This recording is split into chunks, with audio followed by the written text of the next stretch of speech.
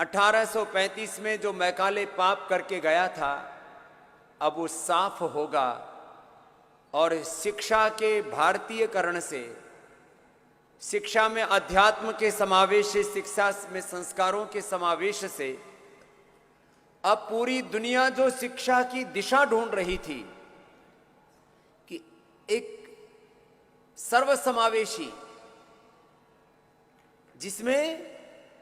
जीवन का भी निर्माण हो, मनुष्य का भी विकास हो और मनुष्य के लिए विकास की सब संभावनाएं जिसमें घड़ी जा सके,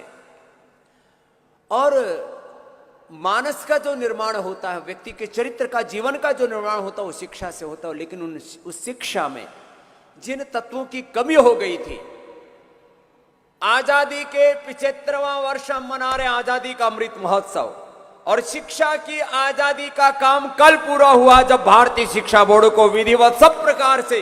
उसको एक केंद्रीय स्तर के बोर्ड के रूप में मान्यता मिली है। उसके लिए श्रद्धेय देश के देवतुल्य प्रधानमंत्री श्री नरेंद्र मोदी जी का एक बार पुनः बहुत बहुत अभिनंदन है। परम आदरणीय हमारे बड़े भाई श्री अमित शाह जी का,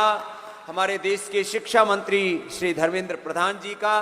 और उस बोर्ड को जो उसका प्रोसेस, तो 9 साल से ये कार्यक्रम चल रहा था, एक दिन में इस कार्य का निष्पादन नहीं हुआ है। और उस बोर्ड को जब, क्योंकि शिक्षा केंद्र और राज्य दोनों का विषय है, हर एक स्टेट से भी उसको परमिशन लेनी पड़ती है, तो उस भारतीय शिक्षा बोर्ड को सबसे पहला लागू करने वाला स्टेट उत्तराखंड है। और वो उसमें हमारे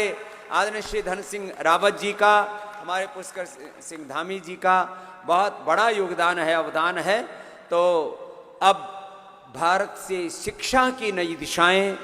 चिकित्सा की नई दिशाएं, उसकी प्रेरणाएं पाएगा और उस दिशा में हम आगे बढ़ेंगे।